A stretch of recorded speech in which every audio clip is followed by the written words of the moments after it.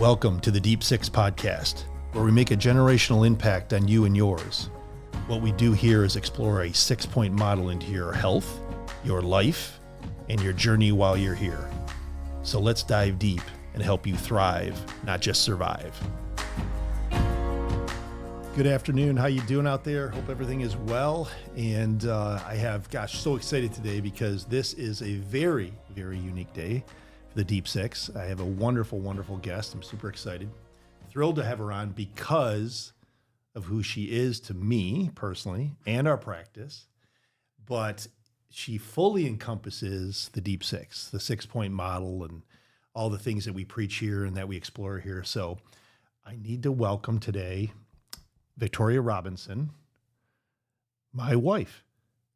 And what actually are you, right? What are you, Victoria?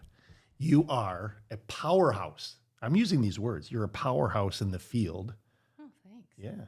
Of longevity, anti-aging, really lifestyle coaching, if anything, right? Yeah. Yeah. So how nervous are you? Extremely nervous. I know. And because it's me, right?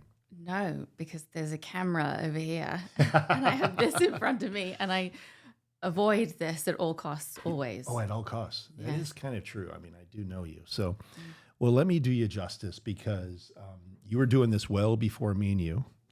And for the audience, I do need to introduce you appropriately, and I've tried to get her on, I've tried to get you on the podcast, right? From day one, right? Yes. Yeah. So, but you are truly in the field of health and wellness. You are a powerhouse. You impact so many people. So I want to tell you your background. So you have a master's degree in sports psychology, certifications in both personal training and sports nutrition.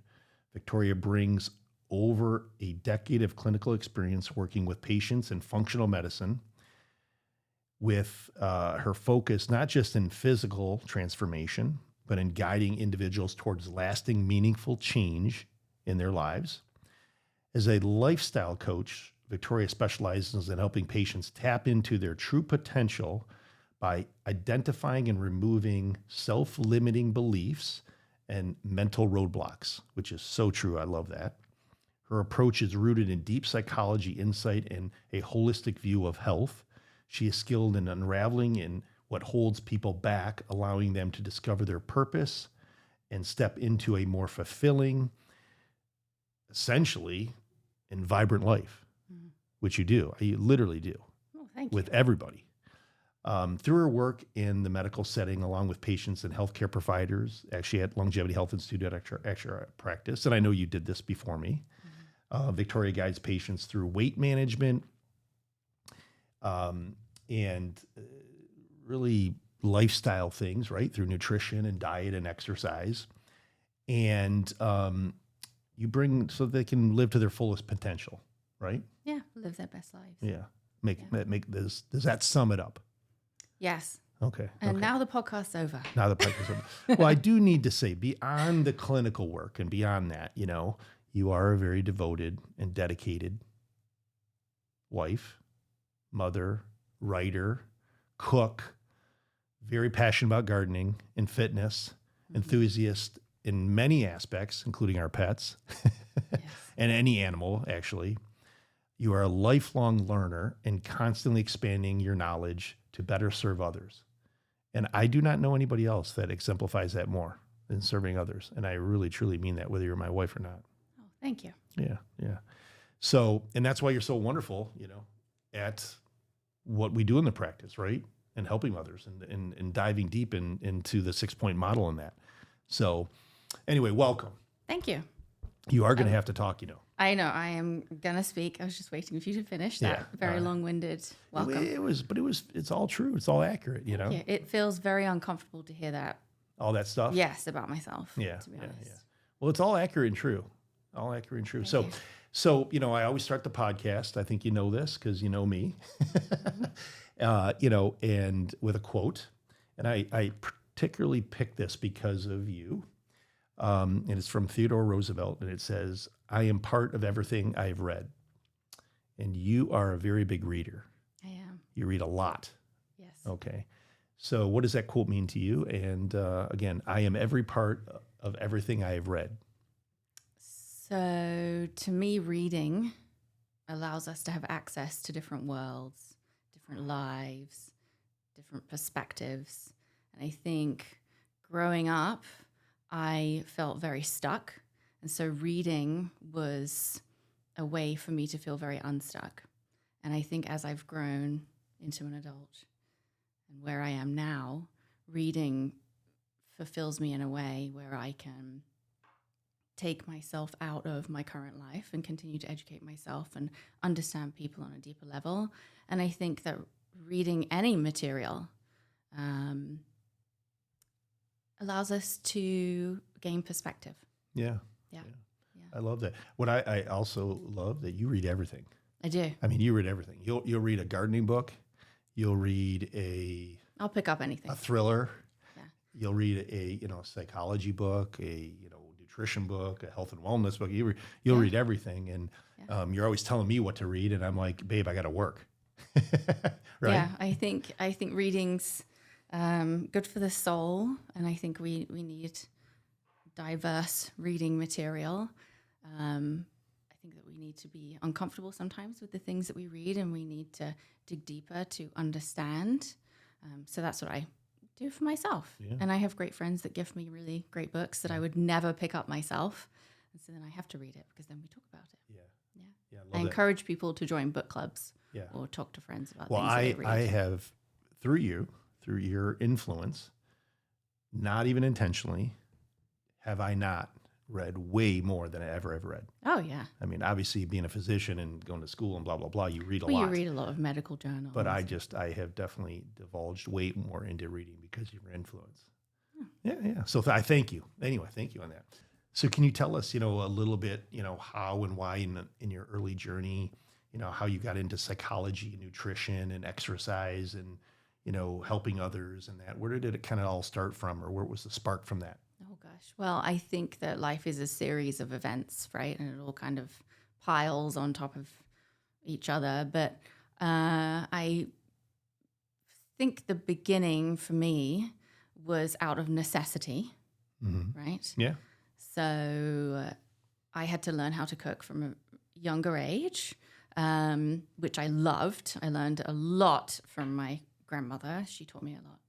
My mum had a bad accident when I was a younger teenager. I had to very quickly learn how to cook so I could help, her and my brother and, taking care of things. And then cooking then evolved into understanding ingredients, where food comes from. And then my first job was in a very crunchy granola health food store. Not cool like Whole Foods. Yeah. It was, everything you buy in bulk. Old school, real deal. Yeah, you bring your own bags and, all that. Yeah. And there was a very sweet gentleman that worked there. His name was Ron. And I'll never forget him because I really think he changed, among other people as well in my life, but he's one of the people that changed the trajectory of my life. And I don't know if he ever knew that, but he kind of took me under his wing and taught me all about nutrition and supplements and food and ingredients, and it fascinated me. And I paired that with the necessity of having to cook and, feed my family and myself and take care of myself. And then it just went from there. And then I found myself in jobs that taught me more and more in the field. And to be honest, I was a late bloomer with education. So, well, that's not true. I'm discounting myself. Yeah, don't do that. Yeah. I went to trade school right out of high school. Yeah. Really worked hard, did something entirely different with my life back then. But I was always interested in fitness. It was always something that I loved, and nutrition. But I needed to make money and wanted to start my life, so I did something different. Well, it all comes full circle. Yeah. So I one day woke up and decided I really need to earn a degree because I need to make more money. Yeah. So I went back to school for business. Well, business is not my thing. But I took a psychology class. Yeah. And I absolutely loved it. Yeah. And that's when my true interest began. And I'm fascinated with people. I'm fascinated with what drives them, what motivates them, what makes them feel stuck.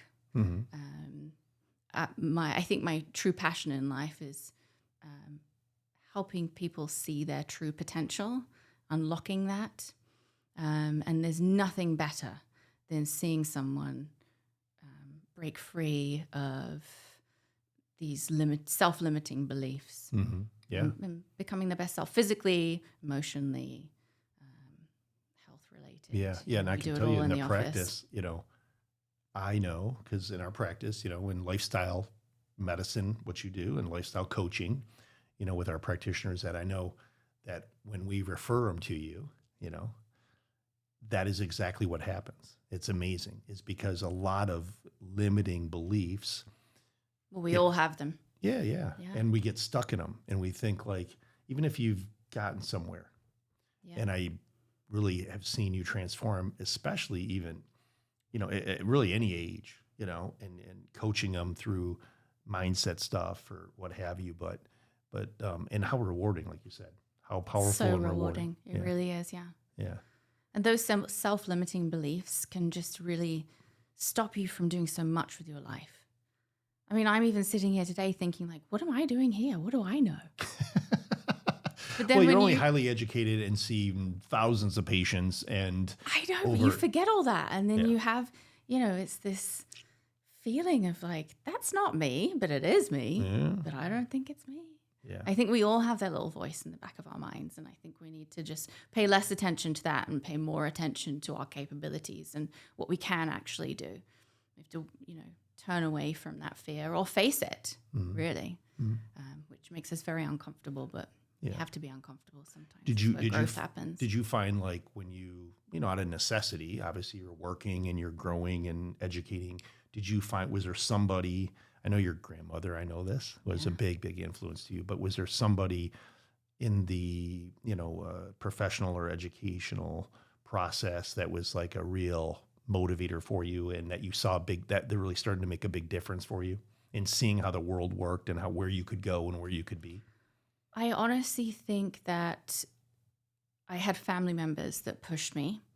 I actually think that some of those family members, their expectations of me pushed me to do more. I had a few relationships in my life outside of my family that made me see my value.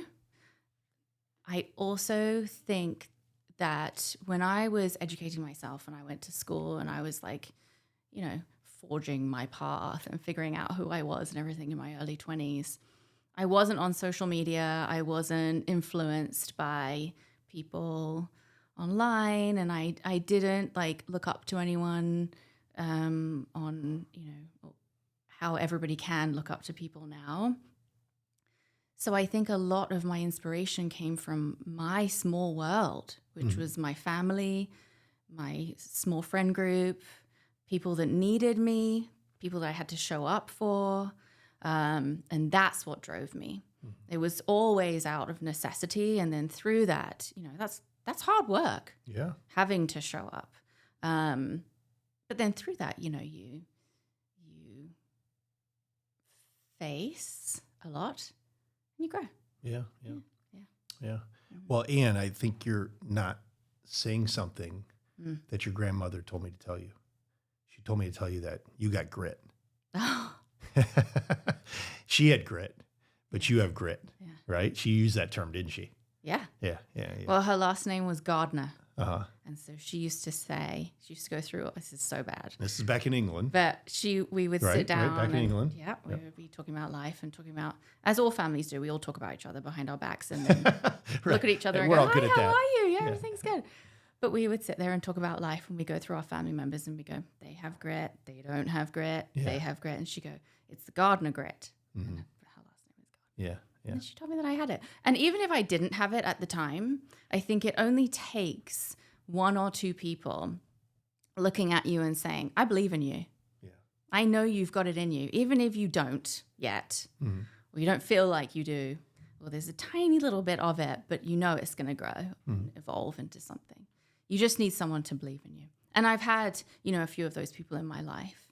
that have believed in me, and that's what I needed. Yeah. Yeah. And I think coming back to the practice and working with patients, that's all they need too, is I believe in them and I can see their true potential. I know that they have so much life to live, quality of life, right? And we help them using obviously the 6-point model and focus on real medical issues. But then, mind and body all has to work together. Yeah. Well, and you definitely, like, since we've been together, you have taught me so much, because in the practice, like prior to you at Longevity Health Institute, there was no Victoria.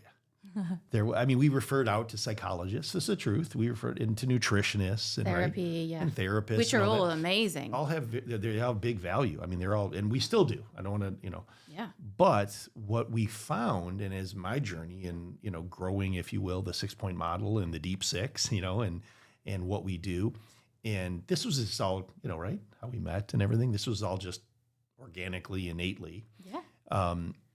But when you started in the practice, I had no clue about the mindset. Really didn't. I mean, I'm a psychology. This makes no sense, by the way. I'm a psychology major in college, but I had put no real strong value in that, because unless you're super interested in medical school, you just don't. And so, I'm focused on all the other things, the diseases and the conditions and the hormones and the blah, blah, blah.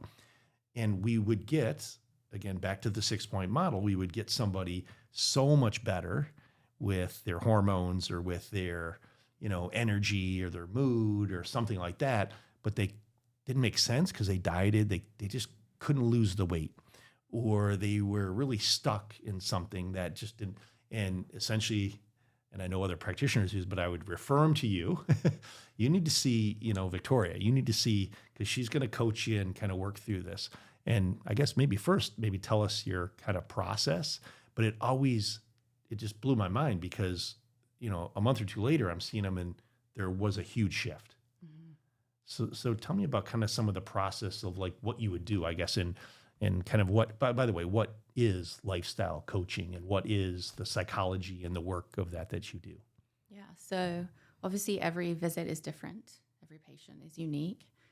And as you know, we are a personalized functional medicine practice. So there's not one case is the same. But I tend to approach patients in the same manner in the beginning. So, I ask questions like, what are we focusing on today? What are your top 3 goals? How do you want to feel is a big question that I ask people. How do you want to feel? Most people don't really know how they want to feel. That's interesting. So interesting. Yeah. And I even do that with myself sometimes if I'm feeling kind of like off, right? Not grounded. How do I want to feel? And so I ask patients that, because it's a very simple question and it kind of ignites something in them to think deeper. And so as we know now, there is evidence supporting this now. Our mindset hugely affects our physical self, right? So if we don't know how we want to feel, if we're not feeling worthy, or we have a lot of shame, or we don't want to feel vulnerable, and we're not tapping into ourselves, or we're not addressing deeply rooted issues with a professional in the field that can truly guide them through that. Or maybe we're not living in alignment with our core values. Love it. Right? Yeah. Something's going to be off. Mm-hmm. So you can lift all the weights, which, by the way, is very important. And one of the first things I will do with patients is like, just get moving. Mm-hmm. If you're able and you have the capacity and you have the means, however that looks for you, move, lift weights, right? Because sometimes moving can move things in your mind, right? Someone very close to me told me this quote once, which was her grandfather actually that told her this, I believe. Yes. Move a muscle, change a thought. Or flip it around. Yeah. Change a thought, move a muscle. Because you actually did that to me, right? With COVID. Yeah, get moving. Post-COVID, I was beat up, fatigued, still going to work. Obviously, I was grateful because I didn't go get hospitalized and all that stuff. But I was really in a funk. I had all the post-COVID fatigue and Well, you're running a medical practice and during a pandemic. I mean, yeah, that was a little bit not of exactly easy. a little challenge there. You know, Yeah. we had a little interesting year or so, right? Didn't we? Hiccups there, You know, yeah. and I remember just not being me, right? You know, and Right. I'll be on the couch and I just get, and you would say that to me, Mm-hmm. move a muscle, change a thought. Yes. And I would simply just go down to the gym in the basement and start doing something, and I couldn't do because of the fatigue, the post fatigue. But you would say that to me, and it does. It helps. It helps get your things mindset. moving. You get things shifted, and it always helps. But I love that saying, and Yeah. whoever that was is, it's a beautiful saying. Yeah. It really is. And it's one that can get those juices flowing in your mind. So when I'm working with patients, I just try and get the thoughts flowing. And often our first visit is a lot of talking. We touch on nutrition, or I refer to whether it's a dietitian or nutritionist within our practice, or it's, hey, let's get you scheduled with some counseling, or, maybe you need to speak to a healthcare provider about X, all the supportive tools. But we lay the foundation the first visit. What is actually going on? Where do you really want to be? How do you actually want to feel? And if you don't know in that first visit, that's all right. Take some time, think about it. We'll talk about it next week, and we'll continue to build on this. If a patient comes in and they're focused on one specific health issue, for example, say, a big one now, there's many big things going on, but one of the ones that I like to focus on is environmental toxins. Yeah. So huge. And We we talk see about many podcasts on this. Yeah, and a lot of people are now far more educated people in the field, way more than me. But I think something like that you can really hone in on right away. Well, and just having awareness with that. I mean, Just having awareness. there's so many things that we've caught with people, and these are people that are making effort. I mean, they're working out, they're eating right, right? They're living a clean life, essentially. I mean, in general, no one's perfect, but they're making efforts. And we discover whether it's an environmental toxin in them, which we can get into this, but or a heavy metal or whatever. And I know you help guide them and get them out of that. But some of it is just how they're living, what they're drinking, what they're eating, what they're putting on. Well, let's just say breathing at this point. I mean, our air is so polluted. Yeah. So we can elaborate on this further if you want to now. But I mean, it's a major issue. And so if I have a patient that comes in and wants to focus strictly on that, then that's pretty straightforward and we get right into it. But it's funny when you're working one-on-one with someone, you start somewhere and end somewhere entirely different. Isn't that funny? Yeah. They what I love, and you've shared this with me, obviously, because I get to come home with lovely Victoria, and I get to how was your day? And isn't it funny, by the way, do we work together? No. I love it. Oh my goodness, no. Yeah, I'd be like a fly on you all day long. Yeah. You'd have to have a water bottle, right? Spray you, yeah. No, but we don't, because intentionally, right? Yeah, you're in one location, I'm in another Well, we location. have to have things to talk about. Exactly. Yeah, Yeah. And we come home, we have the family, we have the kids, we have the dogs, we have blah blah blah. But we just felt it always nice. So it's funny though, because we get together and I was like, and then you share your day, or I share my day and what was going on.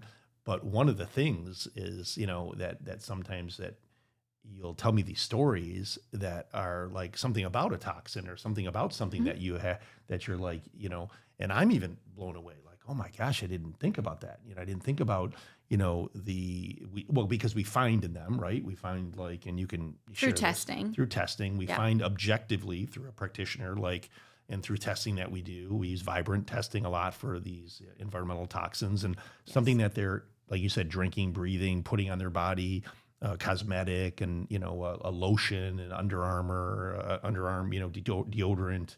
Well, with go on and on. women, a lot of it is cosmetics. Yeah, or perfume. Yes. You go on and on, and it's disrupting, right? It's disrupting so many things. Yes. And I'm sitting here going, maybe I should pay attention a little more. Yes. Maybe I should listen to my wife a little more. Oh, get that in writing, somebody, please. Yeah. I think with environmental toxins, and when you're working with a patient and they're testing high in either a heavy metal or a toxin, whatever you're finding on that Vibrant test, whatever you run, one of the main components of how I work with a patient with environmental toxins is identifying the exposure. Mm-hmm. It's hard now because environmental toxins are everywhere. Everywhere. You drink bottled water, you drink tap water, you breathe the air. Mm-hmm. You light a candle, you put perfume on, face cream. I mean, it goes on and on and on and on. And, we're becoming more and more aware of it. And so I think one of the most important steps is to identify the exposure and then work on creating a better environment, a cleaner environment for yourself. And then understanding how important it is to take care of your body so that you are eliminating or reducing the toxic burden on your body. Yeah, absolutely. And you were saying this a little bit earlier, how it's funny, you go in a room and they don't even know necessarily what they want. So I love how you ask, like, well, what do you feel? Like, how do you want to feel? Excuse me. And what are your goals and all this? And, I do this too in the practice, about, well, what are your values? Like, live to your core values, visualize it. What's your credo? If you process this, we can start to get somewhere. But I know how it is. I mean, they just come up with like, well, I just feel crappy, or I just want to lose weight. And obviously most people, right, want to lose weight, but they can be stuck in something, right? Yeah. Whether it's a mindset, or an action they're taking daily. Right. I find a big one is when I'm sitting down with a patient and say weight management is one of their goals. I ask them, walk me through a typical day. So we walk through the typical day of this person. And it's pretty easy to identify, isn't it? It's pretty easy to catch because if most of us live in a regimented way, right? Most things, we wake up, we brush our teeth, we have breakfast, we don't have breakfast, we have coffee, we don't have coffee. Whatever our routine is, we have some form of a routine in a day. And if there is something in your daily routine that is affecting you negatively and you're doing it daily, it's going to have a huge impact on your health. It's going to be compounded. Yeah. It's going to be and the opposite if you reverse it, right? Yeah. So understanding what someone does in a day is a great little action to take. Yeah. And also then when I take what they do in a day and I compare it to their core values and I say, look, these are your core values, but you're living like this and doesn't honor any of it. Right. You're not honoring any of what you believe. Right. So why don't we sit down and have a real conversation about how you want to live your life, how we can honor these core values, what you're currently doing, and hey, none of it's working. Yeah. Yeah. And this is what I find, and I know you've enlightened me and shown me this. There's the obvious, like when somebody's can't lose weight or can't sleep or is just stuck in a certain mood. There's this 6-point model. We look at the hormones, we look at the lifestyle, we look at the nutrition, we get them on the right diet, we coach them through that, blah, blah, blah, blah, blah. Okay. But I know when they get to you, and I'm making this up, but maybe 20% of the time or 30% of the time, what I think I'm referring him to you and that you might unravel and they need your help. Okay. And it could be stressors and some lifestyle, psychological, relationship things like this. But all of a sudden I'm like, oh, wow, geez, really that's going on and you're into something else. And all of a sudden it's like they bloom. Yeah. Like all this stuff starts to happen. Next time I see them, I mean, they're energetic. They've lost 10 pounds that they've been stuck with, and they are like happy and motivated. And it's like, wow, that's really exciting and impressive, and I know they love you. So I know like, they're like, full disclosure, right? You've been out this summer, right? Yes. We have people that have pumped the brakes in the practice, patients. Yeah. I'm not going anywhere else or seeing anybody else till Victoria's back. Oh, wow. Yeah. Yeah. You like that, huh? Well, I'll be back. So. Yeah. So vacation's over. Just so you know. Well, good. Gardening season's almost over. Yeah. Well, we had to take some time. Perfectly. Yeah, we had to take some time off for the garden, right? Yeah. So, but it is. It's very it's such an important part in our personalized approach, right? It's really such an important part because the truth is, and it takes an art. You're I mean, I'm not just saying this. You are a vector or a mentor or a deliverer of something that's very, very valuable that is also very hard to do. And I think it's innate to you. I don't know if you've ever been told that, but I see that. It's like you're such a deep, good person and you're always doing and lifting people up. Okay. Sometimes even people that sometimes I think don't deserve to be lifted up. But my point is that, and it's just amazing where they can go in their life because of being stuck, in something, you know what I mean? Yeah, I actually don't think I do anything too complicated. I think what I do for people is I give them a safe space to share Right. without any judgment, right? Because we're all human. And I think we all need to feel safe to begin to explore how we really want to feel, what we really want to do, what we want to achieve, what goals do we want to set, what motivates us. Mm-hmm. Is the motivation that drives us actually a healthy motivation? Because I know I've done that where I've been unhealthily motivated by things and it's led me nowhere good. Run down, sick, whatever. Yeah. Right. Especially in fitness. Yeah. There was something you said to me, and I'll never forget this when we first started dating. No. Yeah, like that. Yeah. It was a long time ago. I had beautiful hair, man. You had hair. I had hair. I had no wrinkles. I had no gray. It was. Babe, you have no wrinkles. What are you talking about? Oh my gosh. But I mean, I was just, it was, anyway, but it's actually when I see old stuff, I'm like, oh my gosh. Anyway, but to digress, right? But anyway, back in the day, because I used to, I talk about mountain biking, motocross, all this stuff, but I was biking incessantly. And I loved it. It was a stress burner, it was a stress reducer. And you said to me, what are you biking away from? Oh, yeah. And I'm like, what? You're like, well, you're riding your bikes. You're crazy. But what are you running from? Yeah. And there was something in my life at the time that due to stress and due to life circumstances, stuff like that I love biking. I still love it. I still mountain bike and all that. But my purpose of why is completely different to what I did 15 years ago. What is your motivation now in comparison to what it was in fitness? Well, I mean, the truth is this: in fitness, it is to stay healthy, to stay energetic, to practice what I preach, to live to a higher purpose and standard, to emulate something that my kids can emulate and value. And maybe they don't now, but maybe there will be one day that they do. I think our kids are always listening. Well, they always are. Yeah, whether you realize it or not. They just don't want to tell us yet. No. We're dumb. Yeah, we know nothing. What? Yeah. But that's classic, right? But my point is, that's what I'm doing now. And when I get outdoors, and we were just on a vacation, and I went biking, and we spent so much time outdoors, and that was a lovely vacation, by the way. Mm-hmm. Thank you for allowing me to join you. Thank you, Montana. But the truth, though, is in the past, when I look at it, I simply exercised a lot of times for. This is I'm being vulnerable right now. I got to tell you, ego. Oh, yeah. That is really vulnerable. Oh, ego, yes.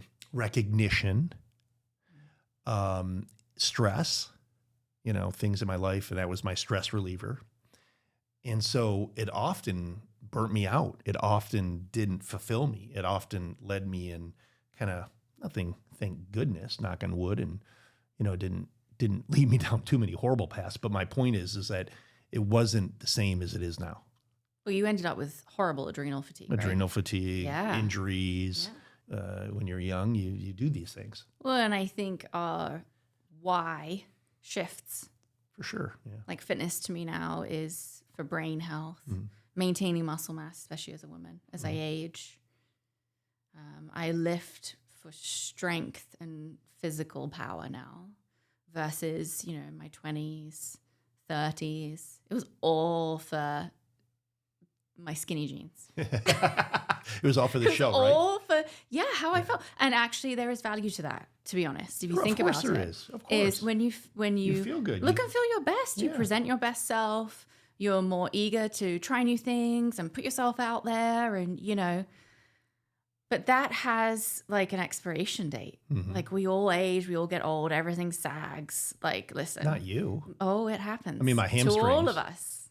The other day, right? My I hamstrings. did ask you if you ever trained hamstrings. She looks at my hamstrings and she says, "Do you Yeah. ever train your hamstrings?" And I'm like, "No, I like them flat as a board." Yes. But I think that there is some value in that little bit of ego, right? That you want to look good, you want to fit in those jeans, you want to feel your best. But there is an expiration date to that because we all get old, and like I said, things fall apart. So then we have to shift our mindset again and put ourselves under different stresses that challenge us. To keep us going in the right direction, which is personal growth. Yeah. Continue to build in different ways.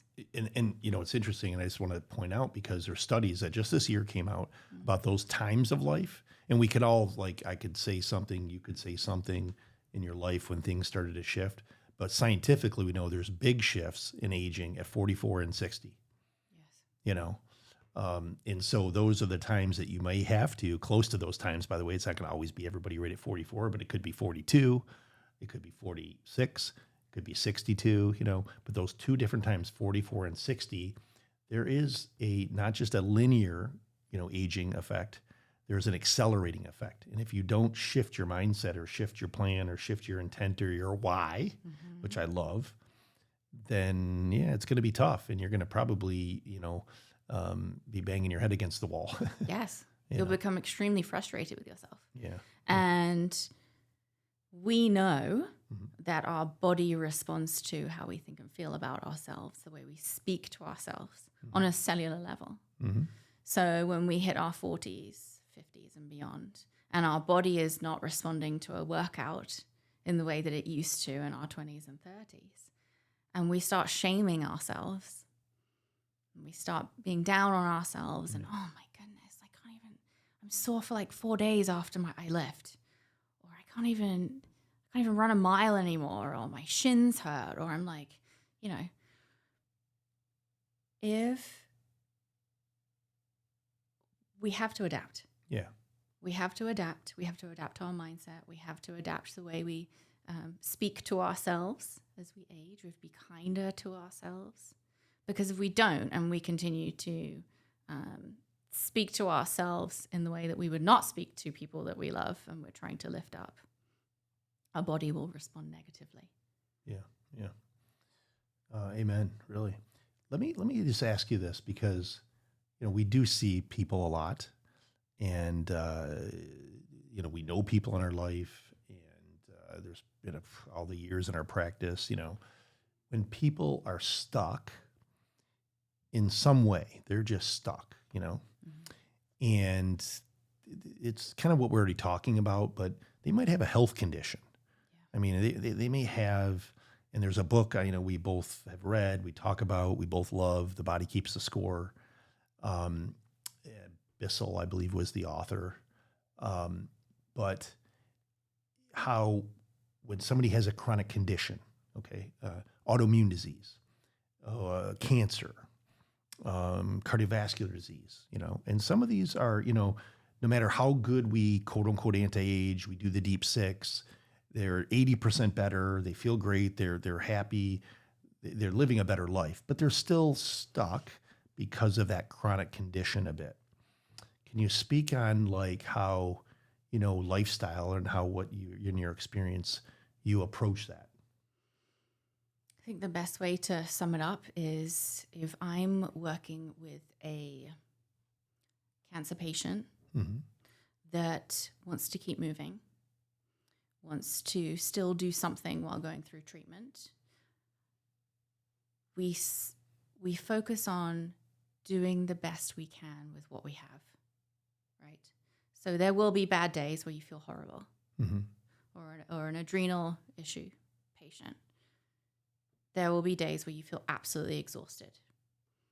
Maybe those days you're not having your best workout. Maybe you don't work out on those days. Maybe as you age, you're not lifting as heavy as you used to, but keep lifting. Maybe you can't get to the gym at the moment because of an injury. then instead we're going to focus on nutrition and really hone in on what you're consuming. Maybe you're highly stressed and you cannot get to the gym. All you can do is work. You don't have a support system. Maybe we're just going to meditate, right? So we just do the best we can with what we have with your current situation. There is no point in creating a plan for someone that is completely overwhelming to them and doesn't fit into their life. I think it's very important to make whatever plan fit into the patient's life currently. Not pacifying, because I think we all need challenges, and I think that we do need to be pushed, but healthily. We need to be aware of what's going on with you, with your health. We need to honor that. We need to be mindful of what's going on in your life, the stresses that you face on a daily basis. Stress doesn't have to be bad. We can shift our mindset to acknowledge that some stress can be a good thing if we think about it differently. That's a whole different conversation. Well, we shift and we grow from pressure and from stress in that. Yeah. But I think we have to meet the patient where they're at, acknowledge what's going on, not let the diagnosis become you. Yeah. Right? That's exactly what that book's about. That's a big one. Don't become the disease. Don't become the disease. You are not the disease. You may have it. You may live with it. It may be alongside you for a lot of your life. But don't become it. But don't become it. Don't let it win. Yeah. Yeah. Because it's there. Yeah. We acknowledge it. And we're doing all the things we can to support you through it and work with you and build you up and get you into the best space with your health. Don't become the disease. Yeah. I had a guy yesterday that I saw, and he's had been to maybe literally 5 different practitioners in about 15 years. And we're probably on visit 3 or 4, and he's doing amazing. He's an entrepreneurial, has 7 children, more than my sister, which is a high stress load. Talk about adrenal issues. But this guy, and he does well. He does very well. But he obviously came to us because of some things that were going on, and for many years. And he's doing great. He's like 80. I mean, when he comes in, and I mean, his attitude, his mood, his energy, everything's been kind of corrected. But he brought up a couple simple things, and he goes, he wanted to know what I had for arthritis because his back still hurts, and he had a back injury, and one guy wanted to do some surgery, but he says it wasn't worth it. And he goes, Doc, it was debilitating for a while. He'd never brought this up to me because we worked through his, goals, his 3 or 4 goals, which are pretty much all met. But now we're kind of nitpicking on little things like his back and his hand and, ankle or something once in a while where ache and hurt. And I said, yeah, it's your 7 kids. But no, seriously though, he literally said he was considering a minor surgery for his back. And he went to therapy because of some stress in his life and with work and some family issues and stuff like that. And it blew his mind. He goes, oh, it's only minor now. He goes, but I just wondered if you had something in your toolbox to help with arthritis and aches and stuff. But he goes, oh yeah. He goes, I did therapy. And he goes, I think I was so stuck in like my back and how it debilitated me, and I couldn't golf and couldn't lift like I used to. And, sometimes on a weekend, like he might have to, get help to do some work around the house, but normally he'd be able to do it all himself. And he's like, it became me, this like back pain. A burden on your back. And what's interesting is he literally therapy. He's like, I went to therapy, and out of nowhere, he's like, my back got way better. I didn't change anything else. And I found that so interesting because. So he went to counseling. Not physical therapy. I'm sorry. Right. He went to counseling. He went to a psychologist and a therapist and literally worked through it. Well, because there was stress in his life and some other things. Yeah. And as the stress was relieved and his identification with chronic back pain kind of started to fade away. He still has a little backache, but nothing like he says it was debilitating before. And now it's like 20% of what it used to be. Yeah, it's amazing. I find that fascinating how your brain can be imprinted by what you're telling yourself or what you get stuck. Like you said, it's alongside you, but don't become it. Yeah. Yeah. Well, he's almost like the epitome of carrying the weight of his world on his shoulders. Right.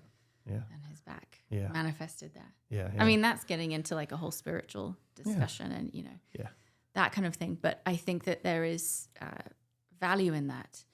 there's huge value in counseling. I'm a huge fan of seeking professional help, working through some things. I think we should all, if we can, seek counseling in some way, shape, or form in our lives. I think professional help, working through some things. We all carry weight from our past or present.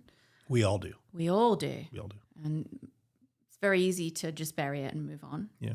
But it always rears its ugly Well, do you head. remember between our third and fourth date? Our third date, you're like, you're going to counseling.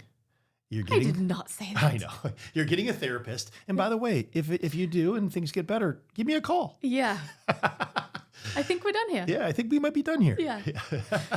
Yeah. No, you might have had that thought, but I kind of doubt it.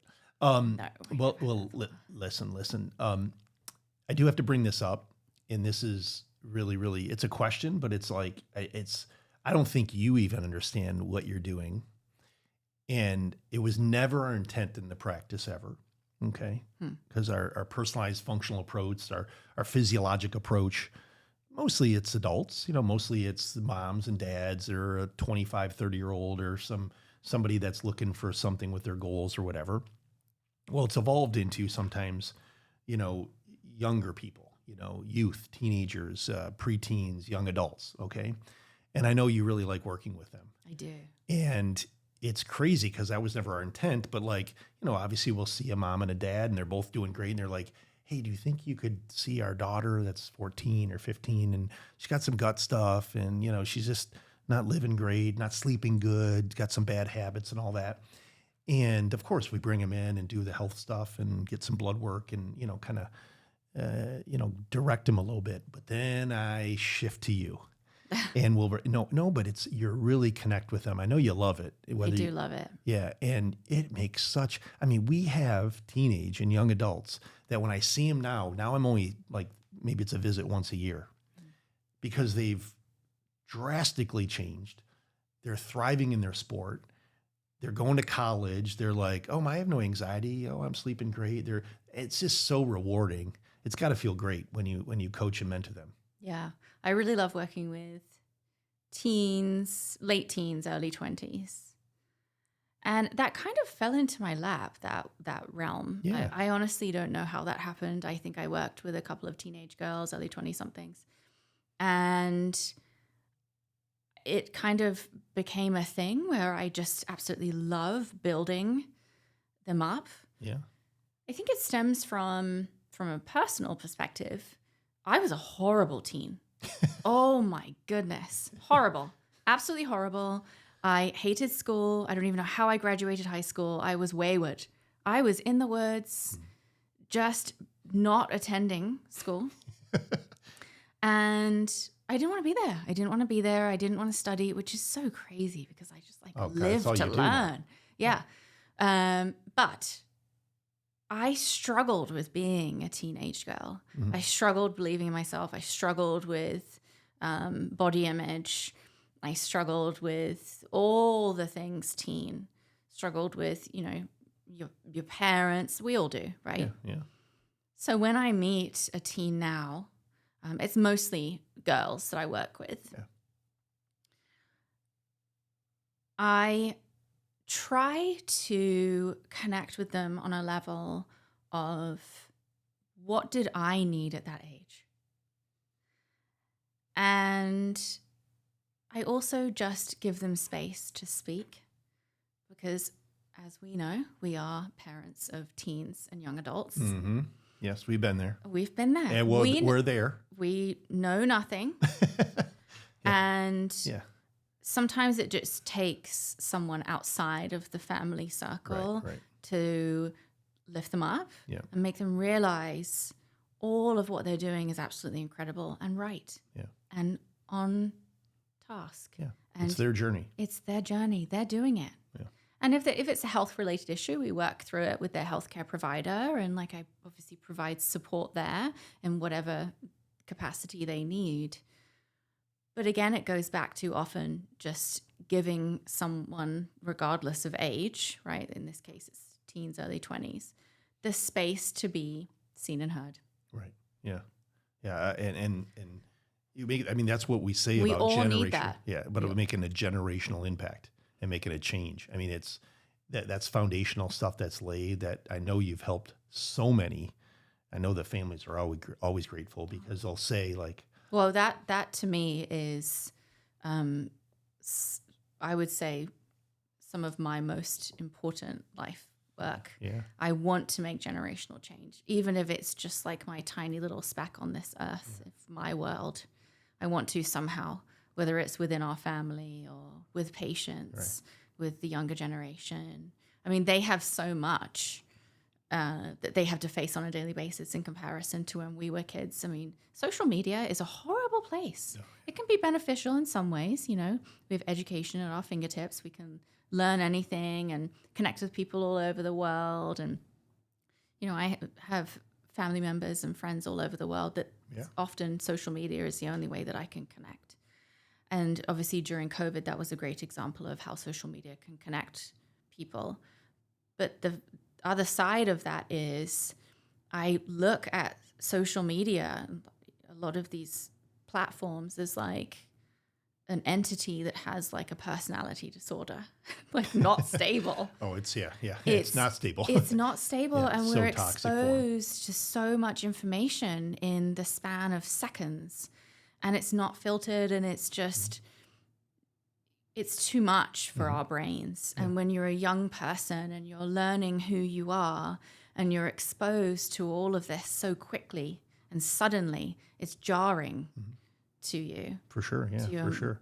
I actually would even take it really a step further, even in my experience, personally with experience, not just with patients, but even my personal experience is that it's like a dirty rabbit hole you can kind of get yourself into. You can get sucked in. In your, what are you doing? And you're wasting all this time. And this was years ago for me, and then the negativity and the FOMO and all these things that it could lead into. Yes. And you're like, what am I doing?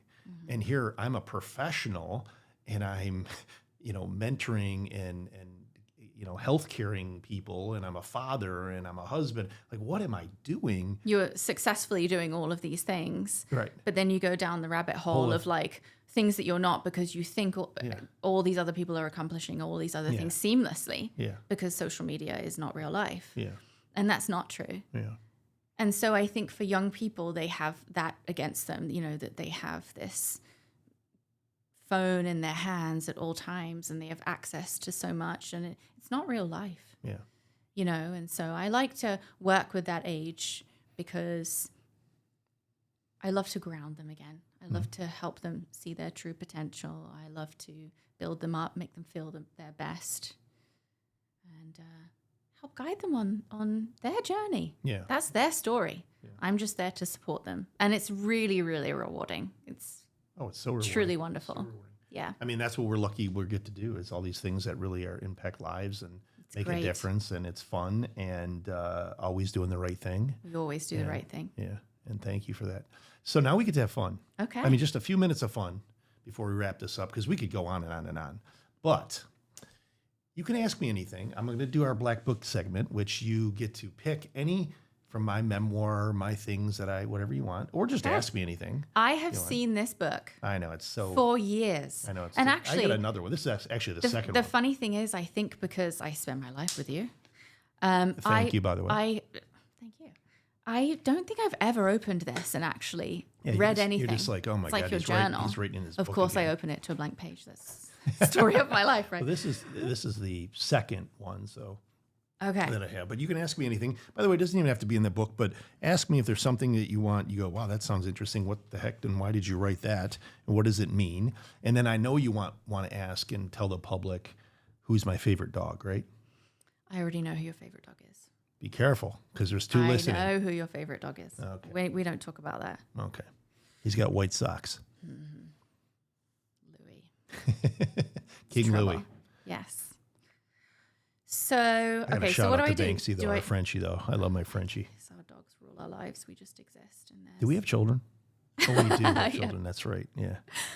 Okay, so am I just picking something? Pick whatever you want. You can, or just off the top of your head, Victoria Robinson hyphenated Lorenz. Thank you. Oh, You like forgot that in the beginning, by the way. But I anyway, was waiting for you she to remember that technically one. is my real wife. But and it's hard to believe. But you get to ask me anything Okay. that you want. We've not obviously pre-discussed Oh, this. I have something. Oh, here we go. Okay. Here we go. So I like this. Okay. I'm glad you like this. I like that you wrote this down. Oh, good. You've got some good things in here. I should yeah. pick up your little journal more often. Yeah, yeah. A real or true apology is a changed behavior. Yeah. So tell me what that means to you. Did I really write that? You did. A real or true apology is a changed behavior. Yeah. Well, meaning when I say real, it's just that, people apologize for everything nowadays. It's like, I'm sorry. But what I meant is an authentic apology should be a changed behavior. So what I mean by that is don't say sorry if you don't want to change what you did or unravel what you did or understand what you did. Because a lot of people just throw out, I think when I wrote that, a lot of people like to, I'm sorry I did that. Oh, did I do this? And it's just these, off the cuffs. And I think in light, this is more of a lifestyle thing, which ironically we're talking to you, but I think if you really mean it and you authentically are apologizing, meaning you shouldn't otherwise, you shouldn't say sorry if you're not going to change that behavior. Now, of course, we're humans and we make mistakes, but my point is some people apologize over and over and over for the same thing. And not make the change. And they don't really mean it. And they say things repetitively and they go, I'm sorry. And, I'm this or I'm that. And the reality is it's not authentic. So I think people are, and I'm guilty of this too, is like, in order for you to change a behavior or apologize for something, you have to allow yourself to be vulnerable, to even explore what you've done wrong and then own it. Yeah. That is so uncomfortable. That's so uncomfortable. It's really hard work. It's exhausting. I recommend that you take a therapist with you down that road of exploration because it can be really messy and painful.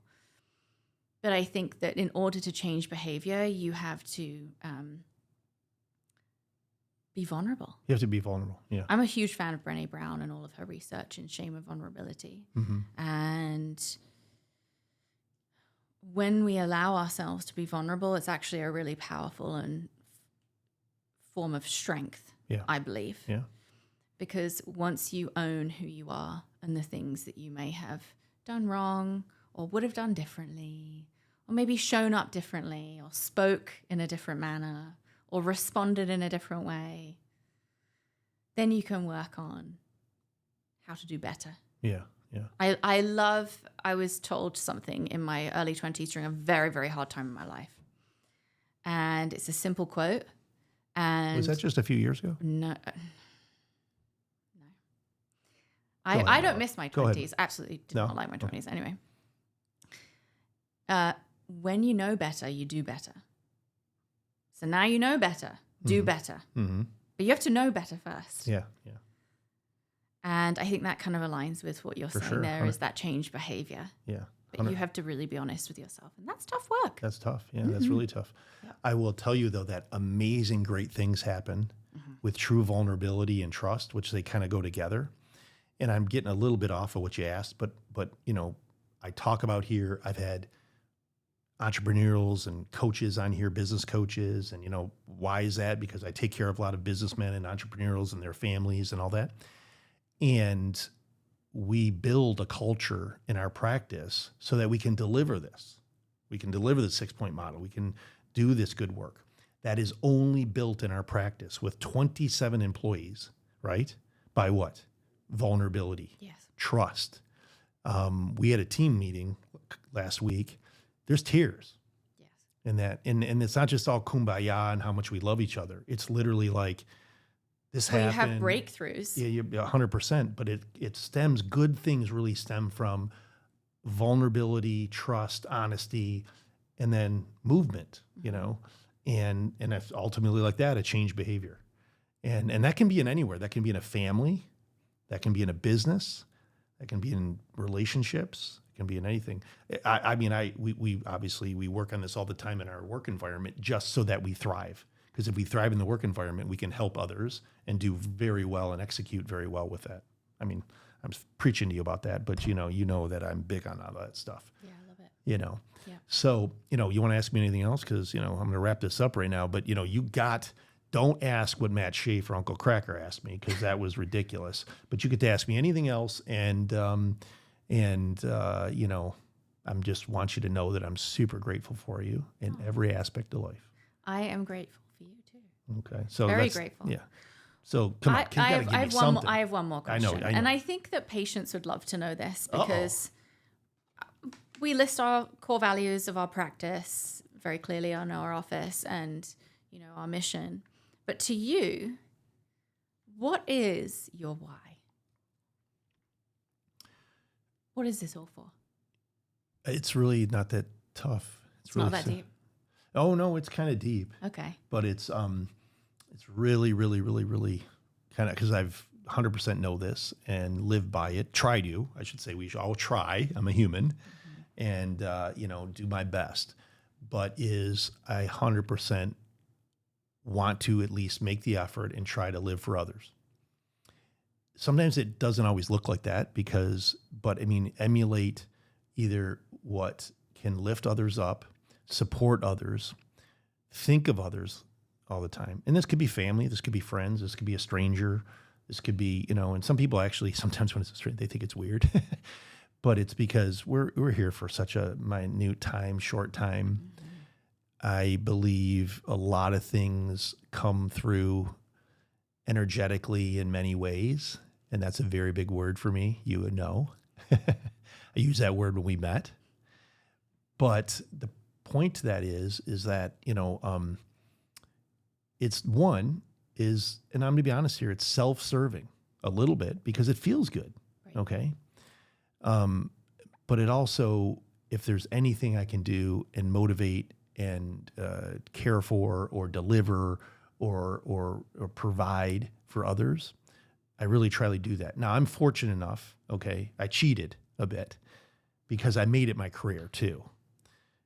Not knowing that, I went to medical school, and I think I talked about this on another podcast before, but I went to medical school really a little bit lost. I love psychology, was a psychology major, and I went to medical school because my father was a doctor, my brother was a doctor, but really I did like others. I did love people. I was very social, etc.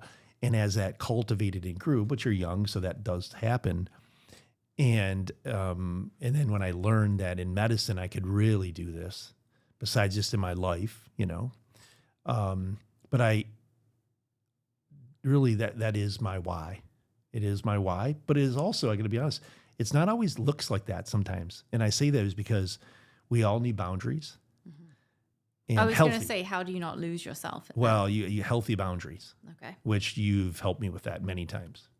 Is because sometimes strong boundaries. Strong boundaries, yeah. Loving boundaries. It may not look like love to that person, right? But if you know you, and know thyself. I say that. And I know myself. I'm doing it with the right intent and the right purpose. Might not seem like that, but the end game would be a higher, better purpose, however it's delivered. So that's a long answer. I'm sorry, but I like it. But that's the answer. No, I appreciate. By the way, you've never asked me that before. I have not. You've asked me why I don't work on my hamstrings. Yeah. And I tell you because it hurts my back, and I'm a biker. So, But anyway, we could go on and on and on and on. We could talk a lot. Okay. I got to thank you. But I live with you, so I need we'll some talk later. time away We'll go to from dinner you, tonight. And yeah. I'm like the fly. I'm getting hungry. You're getting hungry. Okay. I love it. Love it. So anyway, but thank you for all you do in the practice on a professional sense. I don't need to say that. Our patients love you. The practitioners love you. Every time you come into whether any location, the staff love you. They glow. They miss you when you're not there this summer. I know you're back now, but you need to know that. I thank you, not just as your husband, but I thank you for that. But I also want to thank you just because I know, and this is not necessary, but for being you in our life with our children and all the living things around us, because you make us all better. All right. So, this is Dr. Lorenz at the Deep Six podcast. I hope you love this segment, and we'll have many good, enlightening ones more coming. So join us again here on the Deep Six podcast, where we help you thrive and not just survive.